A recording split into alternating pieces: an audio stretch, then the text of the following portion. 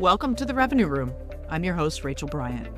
Join me each episode as we dive into the strategies and insights of top CMOs and thought leaders, uncovering the tactics that transform ideas into revenue. Whether you're a seasoned marketer or an aspiring leader, the Revenue Room is your go-to source for actionable advice and industry trends. So grab a coffee, get comfy, and enjoy this episode.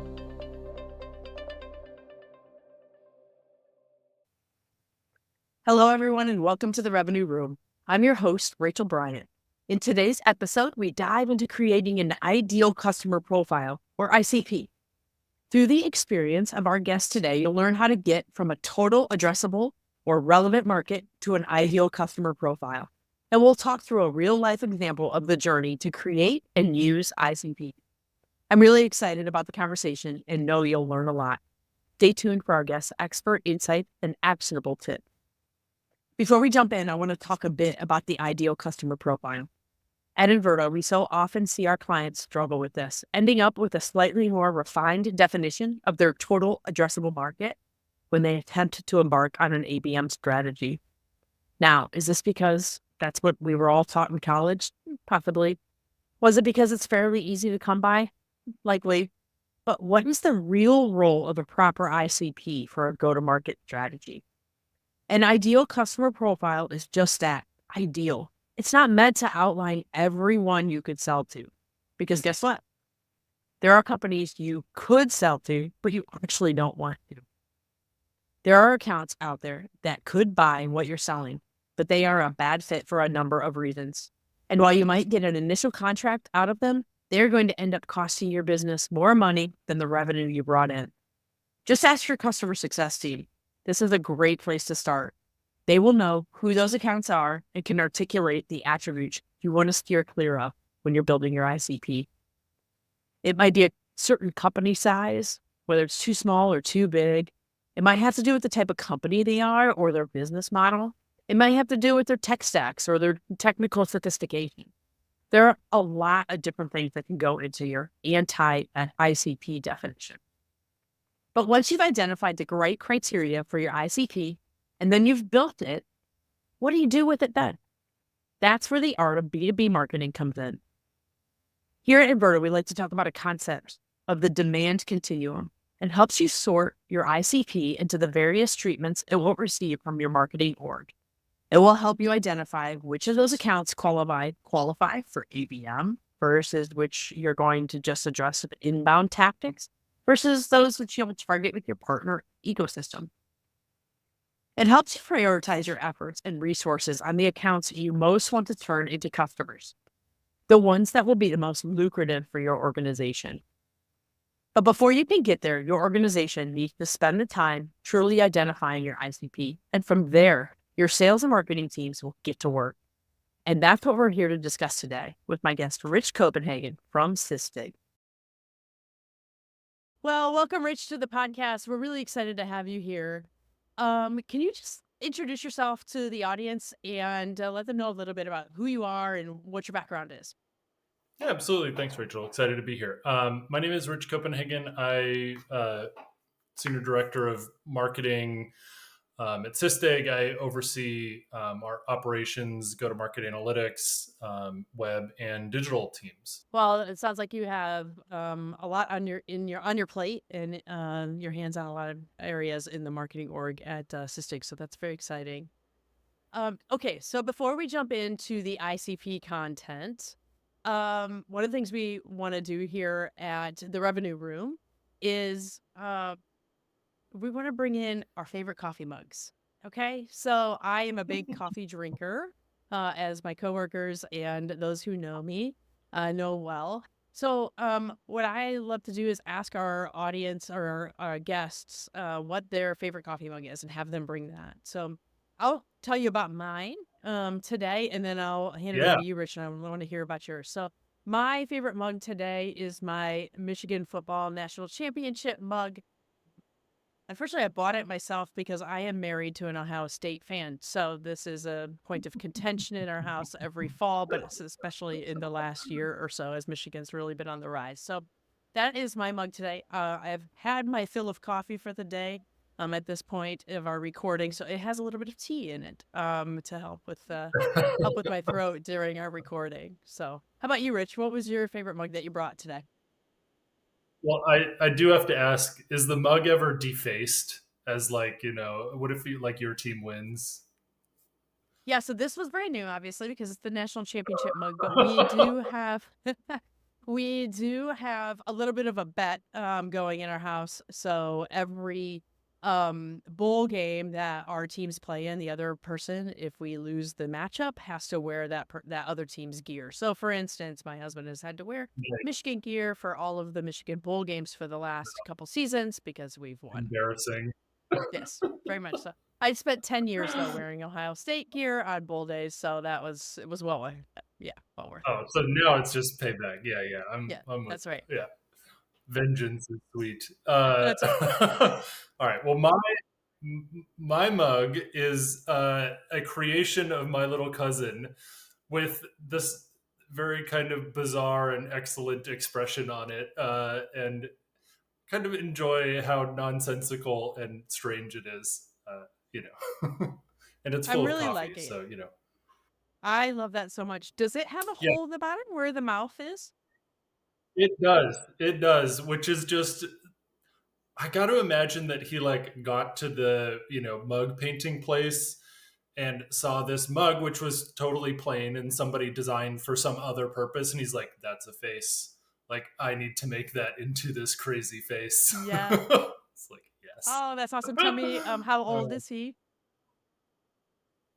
he is 9, Okay. and he Ah, is great. incredibly. So I'm 6'7", so I'm very tall, or comparatively tall, and he is incredibly tiny. And so I don't know. I actually couldn't tell you how tall he is, but it's always wonderful seeing him because he like is super athletic and plays baseball all day. Just like runs up and like leaps forward, like ah! That's A lot of fun. fantastic. Well, I am 5'5" on a good day, or maybe in the mornings. So you would tower over me if we were to be in person together. So this is why video is so great because we can do this virtually and we look like I we're know, the puts same everyone size. on an even playing field. That's right. Yeah, That's right. yeah. Awesome. Okay, well, we're going to talk a little bit about the journey that Sistig has been on to developing the ICP and what you have done with it and been able to find success in. So, as I was introing this episode, one of the things that we struggle with that our clients struggle with at Inverta is really moving from a total addressable market into a true ICP and being able to utilize that in their go-to-market efforts. So, we're going to talk a Mhm. little bit about that today. So, I think, Rich, just to start, can you talk to me a little bit about those specific steps that you and the team took at Sistig to develop your ideal customer profile? Totally. It's been a long journey at Zystic. I've been at the company almost 6 years now, and we've kind of run the gambit from when I first started, really just looking at revenue. We're like, we know that our product works well for large enterprise companies, big complex cloud implementations. And the way that we know how to identify that is like they earn a lot of money. And so we did the typical Zoom Info or Discover Org, pull the companies with a billion plus in revenue. And this is our target market, our ideal customer profile. Now, over time, we decided that that wasn't really sufficient because what we needed to understand is like not only do they have the potential for big spend, like they're a large cloud environment, we also need to know that they're far enough along in their cloud journey that they actually care about the stuff that we sell, right? Like we're really not that helpful for people who are just trying out the cloud or just moving their infrastructure, and they might have a big cloud environment. They're just not very far along in the cloud. And so over a few years, really, we took different approaches at trying to figure this out. I remember early on, our sales teams going to LinkedIn and just looking for companies that had a lot of job postings that were like Kubernetes related or whatever, some term. And then that evolved into looking at, technology like HG Insights, or HG Data at the time. And you know, about 2 years ago, our sales ops team actually found a company called Intricately, which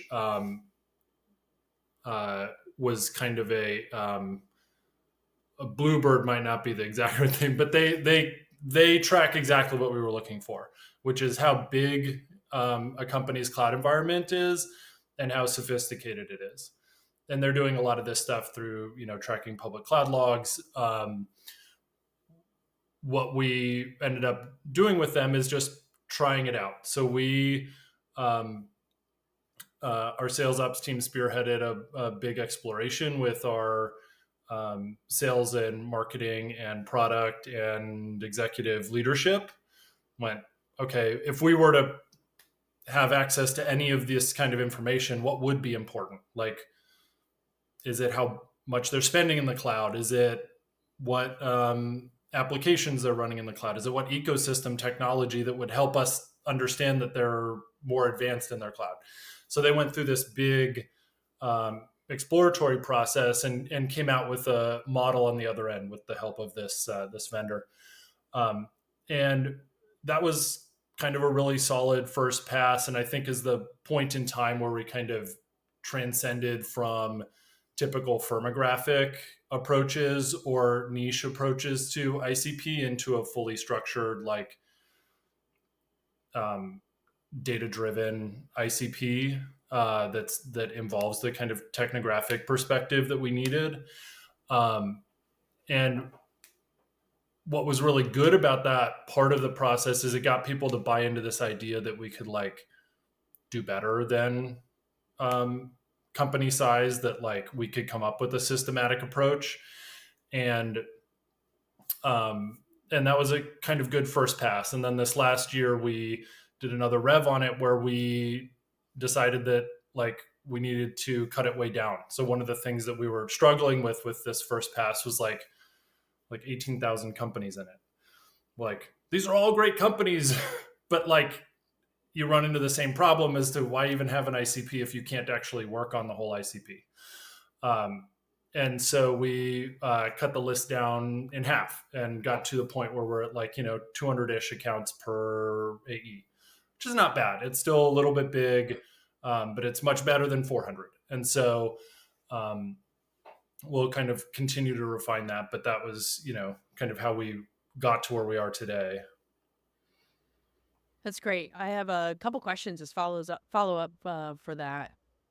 The first is going back to sort of the starting point and really trying to understand your moving from that total addressable market, like you said, and just looking at sort of revenue size or whatever that was and trying to really hone down. What were the sort of moving factors to that? What were the pieces inside the organization that was driving the need to be able to do this? That's a good question. I think the first really important driver was sales productivity.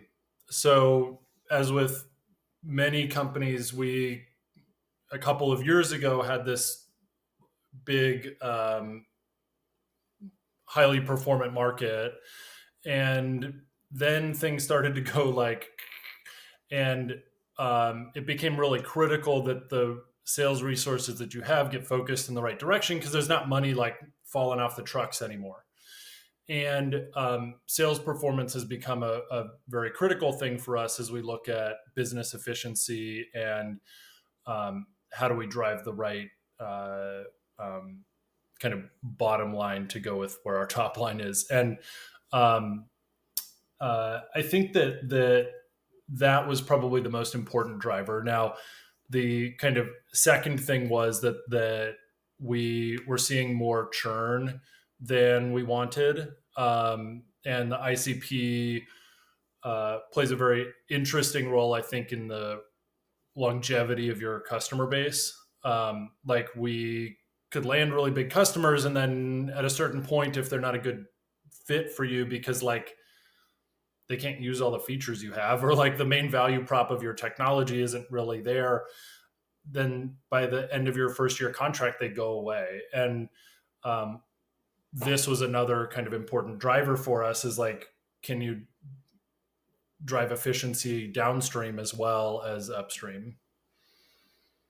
Yeah, I love that. Is one of the things that we talk to our customers as well about is not every client is a good fit for you, even if they would buy your stuff, right? Even if maybe your technology Yeah, would fit into, or you can get a contract, right? Like it may not be a good fit long term.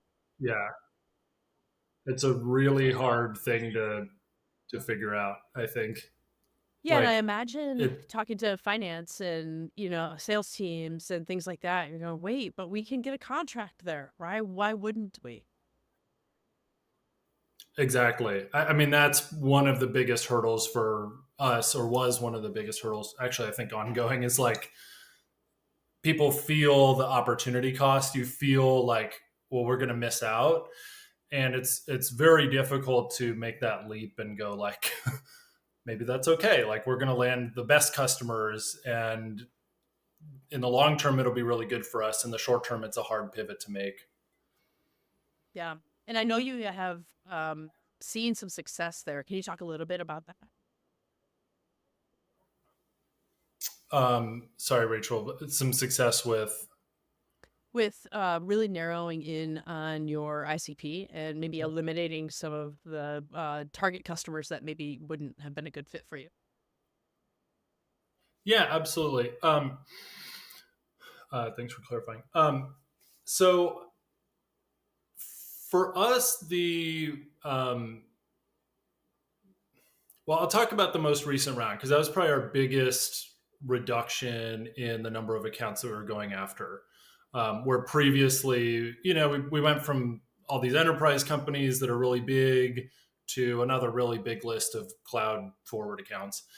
And as I was digging into it this year with the team, we kind of landed on a few things.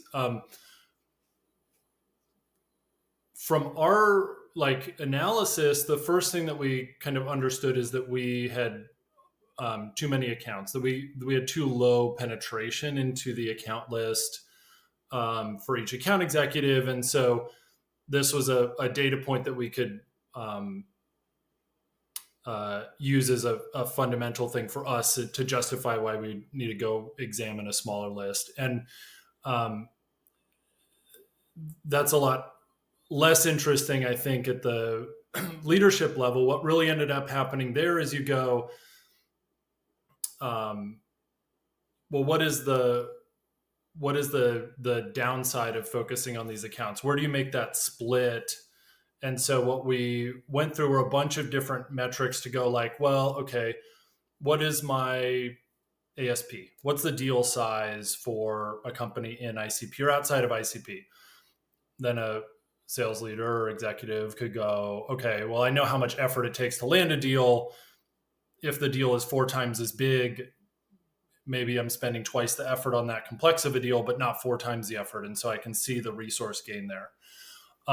We looked at, the revenue per activity. So like as a basic metric of how much effort is going into these deals. And that was another place where you could demonstrate like, yeah, we get twice as much money per thing that the sales rep is doing inside of this like ICP. And um, we looked at, revenue retention.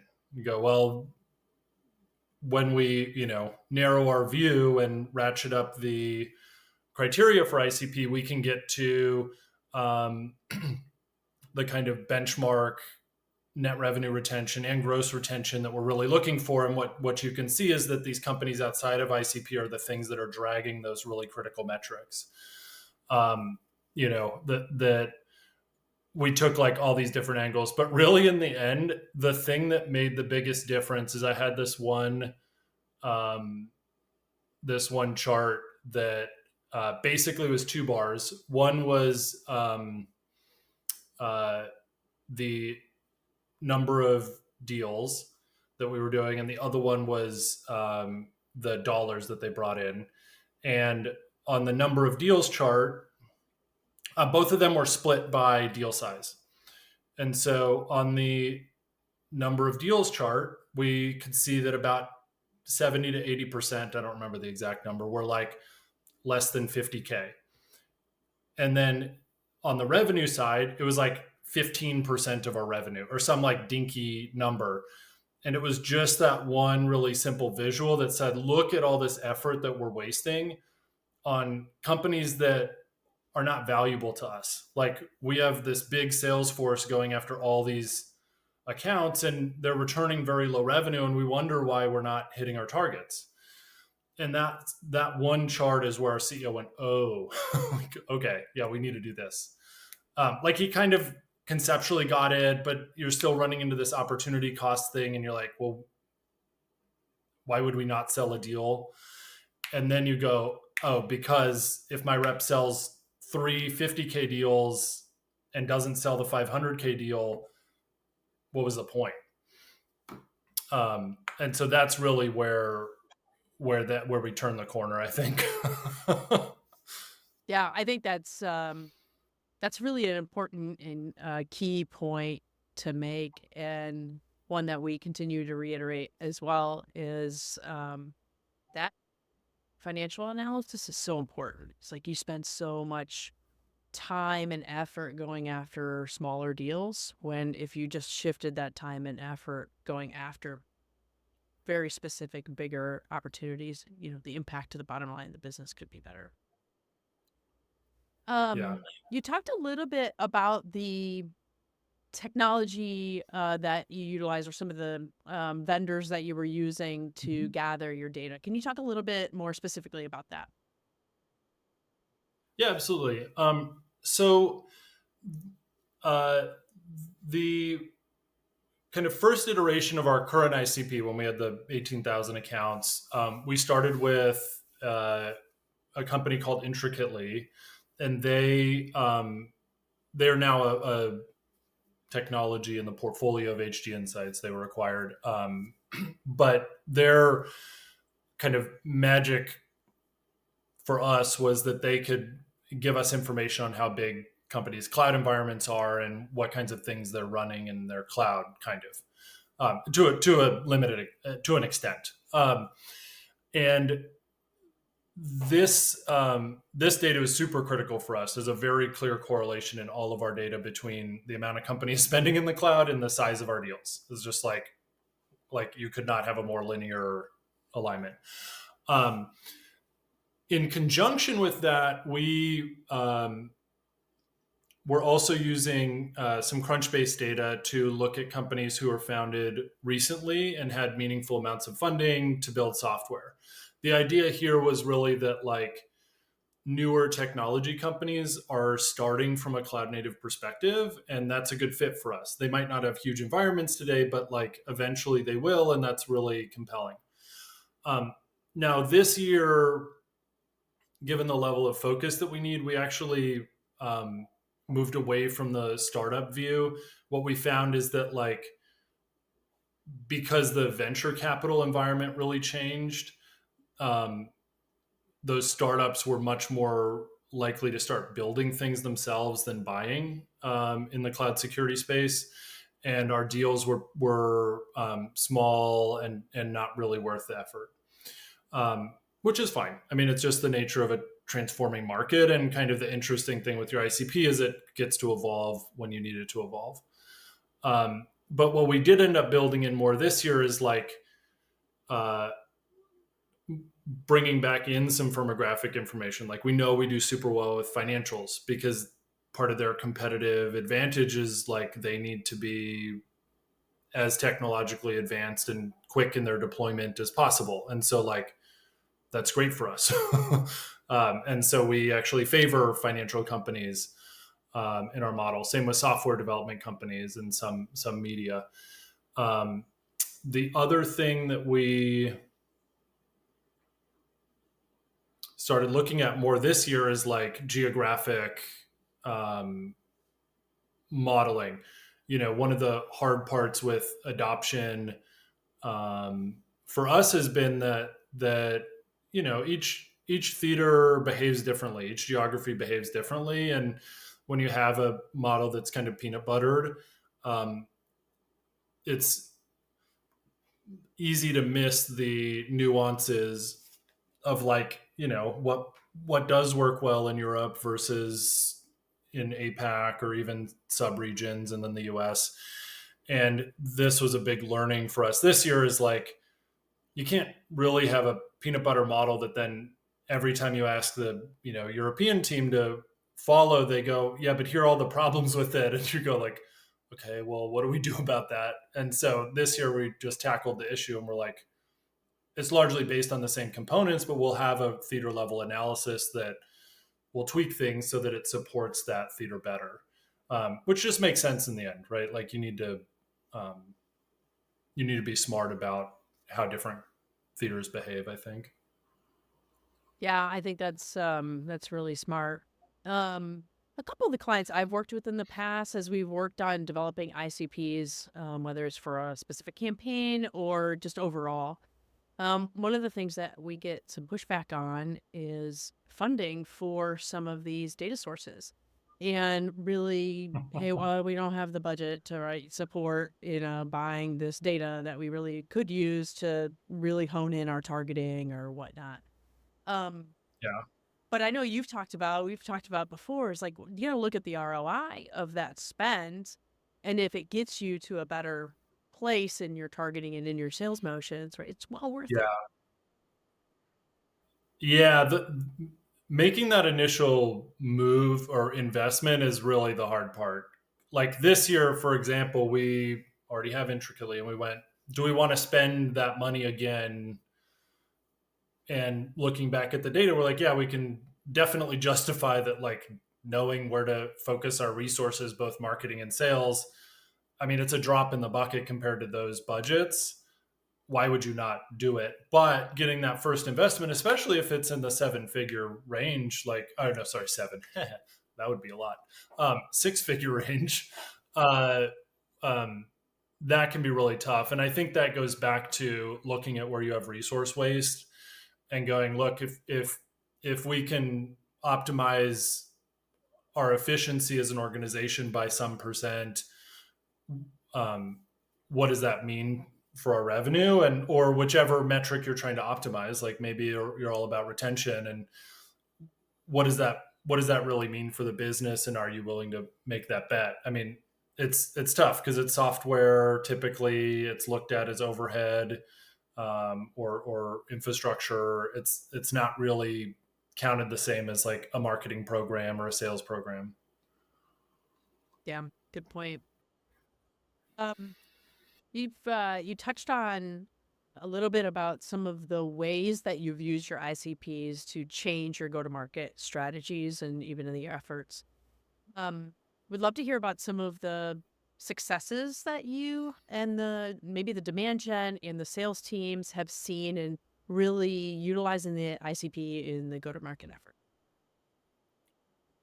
Yeah, without a doubt. I mean, our at a very high level, what we have been able to do over the last couple of years as we've made these transitions, is drive up ASP in a meaningful way. So um, I couldn't tell you off the top of my head exactly what the rates are, but it's probably in the 20 to 30% range, which is pretty big. If we're already doing pretty sizable deals, and this has made a big impact on our ability to focus. And in turn, what it also has done for us is like we can be highly targeted in like our LinkedIn advertising investment, or we've found some interesting ways to optimize search engine marketing based on our ICP, and really look at where we're serving up ads in a place that people who really are going to be good customers for us land. And that really just turns into a much more effective pipeline generation engine, um, even with a kind of downward pressure on budgets as the market kind of continues in this lull. As venture capital is still very hard to come by, we, I think, are still able to deliver an effective pipeline to the field sales team. Obviously, everybody would love more pipeline, but that's been a particularly nice outcome of ICP is you're not just like gambling if those 10 deals your BDR sent to the AE this quarter or month, uh, if those are 10K deals, that's, bad news for your company. If you could send a few less and have them be, 80K, 100K deals, um, you really make a big difference in what's available to your sales team. And I think that um, has been a really positive outcome of ICP for us.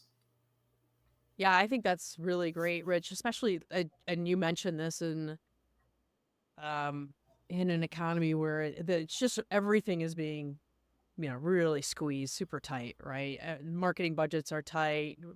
Sales is being asked to sell more, and marketing's being asked to do more with less. All of those sorts of things. And we've been through this cycle before as professionals, right? In 2008 cycle and 2020 cycle, like all of these things sort of happen. But this has been a little bit more of a prolonged, I think, era of that. And the more and more I talk to CMOs and demand gen leaders and and work with them, the more sort of stressed they seem, and it's hard for them to go back and set and do this sort of foundational strategy work that you are talking about, right, in this ICP work. But it's so crucial to be able to do that um, in order to like just work smarter, right? Like it's just being able to let the tightened budgets be able to be honed into the right places and to the right audiences that really impact the business, as opposed to, you said peanut butter spread. I love that term. Instead of trying to peanut butter spread across a market, and it's not this isn't about intent and all of those sorts of things. And when you start to layer an IBM ABM, this is about like who are we going after and ring fencing, Yeah. a number of accounts or a type of customer or whatever. So I think that's really great that you guys have seen success there. With that, tell me a little bit about the most impactful changes that have happened due to having this really strategic ICP in place. Yeah, I think that the kind of um, organizational change that you can drive simply by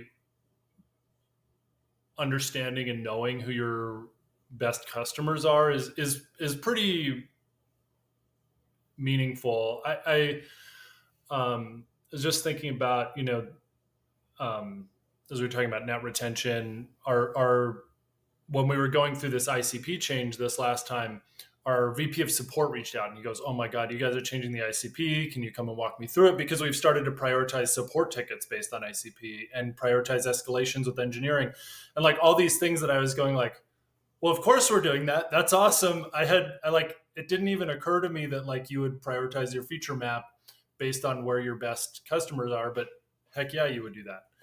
And so I think this is where you get to build that virtuous cycle that's like, you know, we're doing better things for the customers that fit us well and will generate that long-term revenue.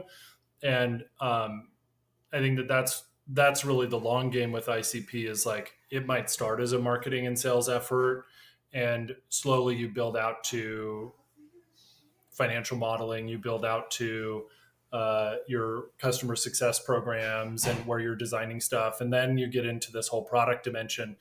And um, while it's a little bit scary, you go like, "Oh my god, I'm going to make this model that like suddenly my whole company is moving toward. Like it better be right." I'm 85% sure my CEO said that verbatim to me. He's like, "All right, this is a cool model, but it better be right." Like, let me check it two more times. Like, maybe extra sure. Um, but once you make that um, shift and really persist with it, it really makes a huge difference. We have access to so much data and so many people now that, like, I mean, it's ridiculous compared to 20 years ago, even 10 years ago. Like, your access to people's lives, to their what they're seeing, and is staggering. And what it also means is it introduces this huge opportunity for waste.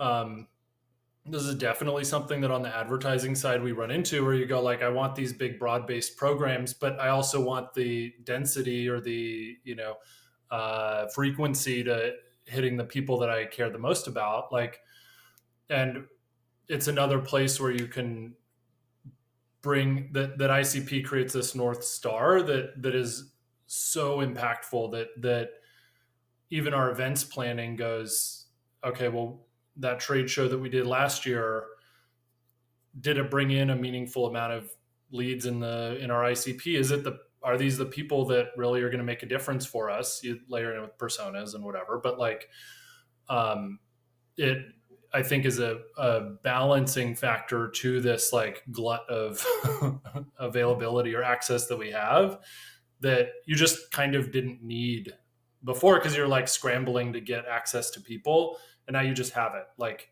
everybody's online all the time. Like, we're on a computer right now.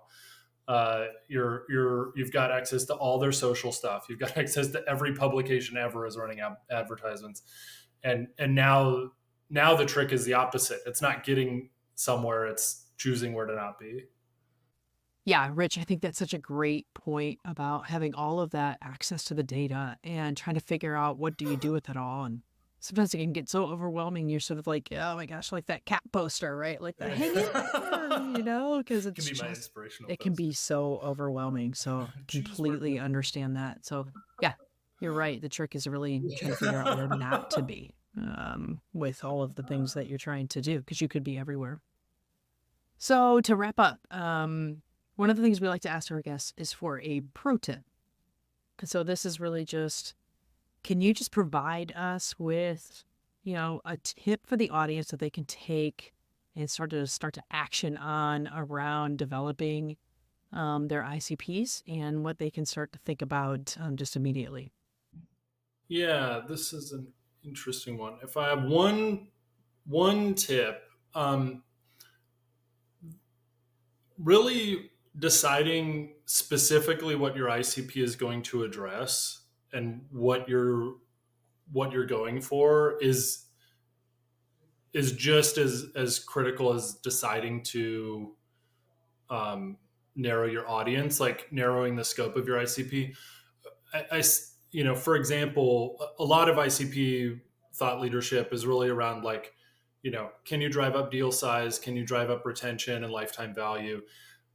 But it's actually really hard to analyze your data sets, especially as a smaller company without big data science teams, on all those dimensions. And what we did is we said, look, we have to simplify. We're going to go for ASP.